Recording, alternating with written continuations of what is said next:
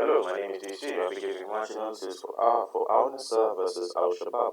Let's get into this with the what led to the first goal of the game, which is this penalty. For me, that's not a good camera angle. Can't really see what happened. The fact that the foul was committed in the penalty box and he managed to dive out of the penalty box says something. Yeah, this is definitely. But you see that? When someone trips you, you don't jump like that because this, I do admit, this is a foul. It's a blocking of someone. It's contact, but this, he takes a step, then he tosses himself. Like when you get tripped, you don't jump like that. So yes, it's a foul, but there's an exaggeration of a dive. I mean, because I don't. It's just too obvious to not point out. This I can understand, but look here, he takes a jump, he dives, and then the way he falls down, you roll over yourself. Anyway, maybe he's been taking some WWE training on how to take a hit. This is a penalty. Oof, that was close. And Ahmed Allah, he's been scoring quite a lot of goals of late.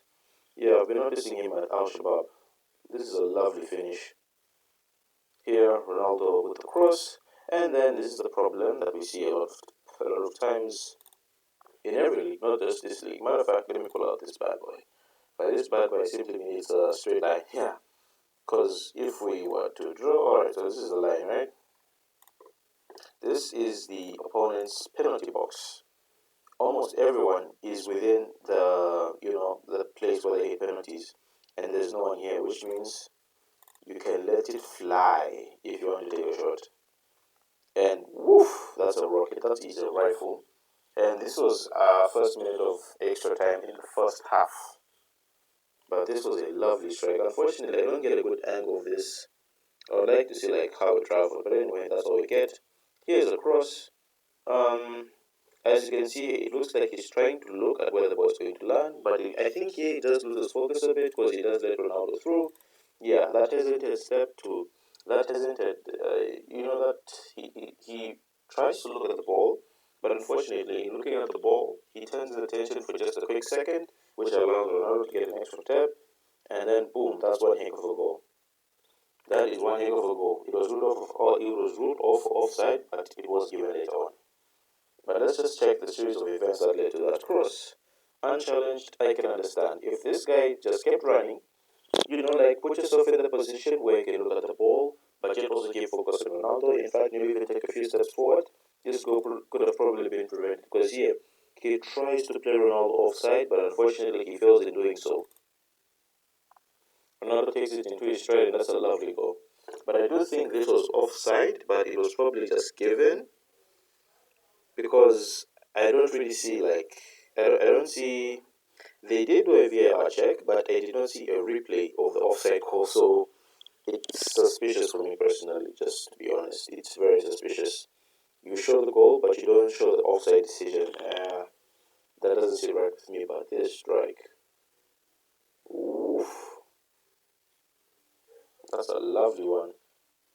This okay, it's really a half chance because as the ball hits, you want to hit the ball as it hits the ground, but when you hit it at that particular point, some of the power goes. So at this point, you're looking for accuracy, and unfortunately, it just hits the middle. It hits the middle, which is where the keeper is. Now this pass from Brozovic, the pass is bad, but the defender, he should have probably adjusted, taken a few steps back, and then at this point, I can understand his decision to foul. I can understand it, but I don't think he should have done it because this was in the 50-something minute. Because he does end up getting a red card on this tackle. If he didn't do this, maybe the team could have conceded, maybe it could not have. But at this point, they probably would have had enough time to get an equalizer. Because at this point, he gets red carded, and it's such an obvious card. But this, yeah, it is a bad pass from Brozovic. It is a bad pass, and the defender has to make up for it. Bad pass with, lack of movement and stuff, but it's still seen as mainly a bad pass. Now, look at this. Look at how everyone is. Now, this is the problem with set pieces. You don't know who's marking who. At least the player jumped with him, but everyone is mainly in a straight line, so you start asking, who are you marking? I understand it's zone marking when you read the marks of spaces, But in terms of corners, in terms of set pieces, you just have to have a balance of man-to-man oriented system.